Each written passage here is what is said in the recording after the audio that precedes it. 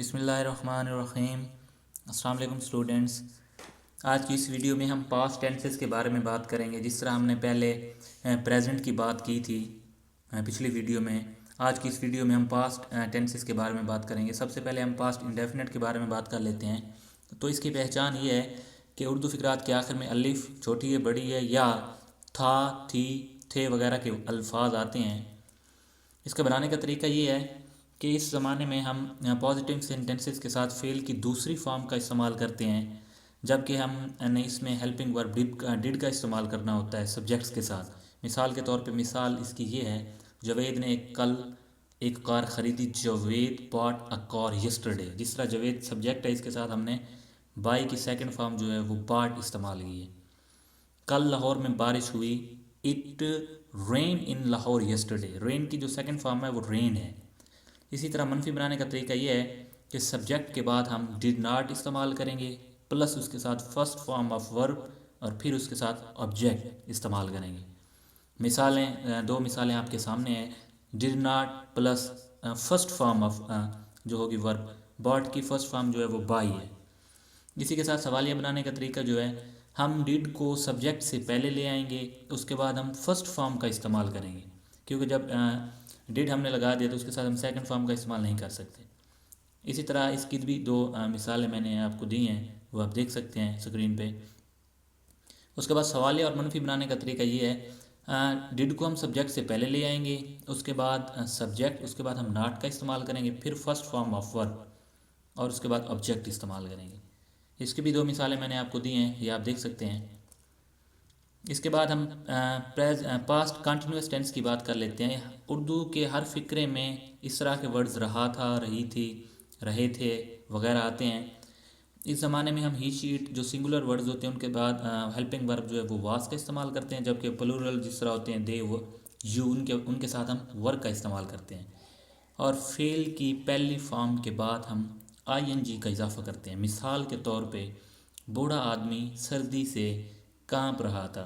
The old man was shivering with cold. Shivering कहते हैं कांपना। वो अपने भाई को मार रहा था। He was beating his brother. इसी तरह मनफी बनाने का तरीका बिल्कुल वही सेम है। सब्जेक्ट के बाद जिस तरह सिंगुलर होगा तो वाज, जबकि प्लूरल होगा तो वर लगाएंगे, उसके बाद नॉट, उसके बाद हम वर्ब के साथ आईएनजी और उसके बाद ऑब्जेक्ट लगाएंगे। एग्जाम्पल्स दोनों मैंने दी हुई हैं, वो आप स्क्रीन पे देख सकते हैं। इसके बाद सवालिया बनाने का तरीका वही सिंपल है। वाज और वर्ब को पहले ले आएंगे, बाकी subject plus verb, helping verb का इस्तेमाल और ऑब्जेक्ट। इसकी भी दो मिसालें मैंने दे दी हैं, वो आप स्क्रीन पे देख सकते हैं। इसके बाद हम बात कर लेते हैं पास्ट परफेक्ट टेंस की। पास्ट परफेक्ट टेंस ऐसा होता है जिसमें काम, माजी में कोई काम मुकम्मल हो चुका होता है। मिसाल के तौर पे उर्दू फ़िक्रे के आखिर में चुका था, चुके थे, चुकी थी वगैरह इस तरह के अल्फाज आते हैं। और इसका बनाने का जो तरीका है वो ये है, सब्जेक्ट के बाद हमने हेल्पिंग वर्ब हैड लगाना होता है और उसके साथ थर्ड फॉर्म हमने लगानी होती है प्लस ऑब्जेक्ट। मिसाल के तौर पे, मेरे पहुंचने से पहले ट्रेन जा चुकी थी। The train had left before I reached. एक बार और मैं आपको बताता चलता हूँ कि जब जिस फ़िक्रे के शुरू में हैड का हम इस्तेमाल करेंगे, एक तो उसके साथ थर्ड फॉर्म होगी फर्स्ट उसकी क्लास में, फर्स्ट फ्रेज में, जबकि दूसरी में हमने सिंपल पास्ट का इस्तेमाल करना है।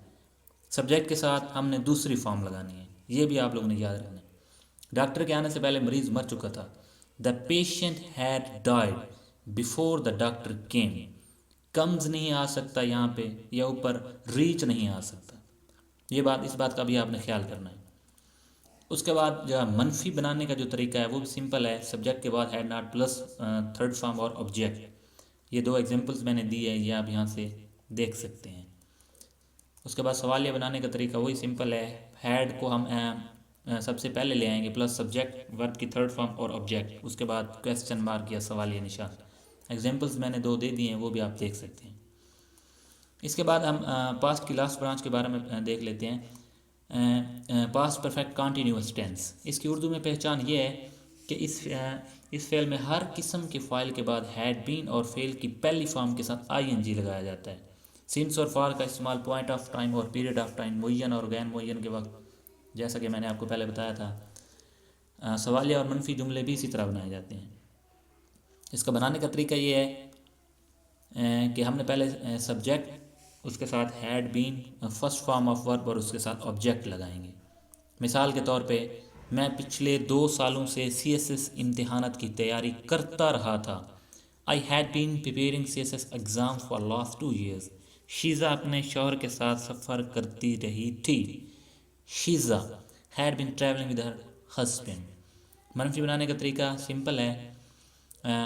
हमने सब्जेक्ट के बाद हैड नाट, फिर हमने बीन लगाना है। हैड बीन के दरमियान में हमने नाट का इजाफा करना है, बाकी सेम टू सेम वैसा ही रखना है। इसकी एग्जांपल तो मैंने दी हुई हैं, वो आप देख सकते हैं। सवालिया बनाने का तरीका, हैड को आप सब्जेक्ट से पहले ले आएंगे, फिर सब्जेक्ट, फिर आप बीन लगाएंगे, फिर उसके साथ फर्स्ट फॉर्म ING, उसके बाद ऑब्जेक्ट। इसकी भी 2 एग्जांपल्स मैंने दी हैं, वो आप देख सकते हैं। सो ये थी हमारी आज की वीडियो। मैं उम्मीद करता हूँ आप सब लोगों को अच्छे तरीके से समझ आ गई होगी। तो जिस तरह पिछली वीडियो में हमने प्रेजेंट की बात की थी, इस वीडियो में हमने पास्ट की बात की है। आगे आने वाली वीडियो में हम फ्यूचर के बारे में बात करेंगे। Thank you. अल्लाह हाफिज़।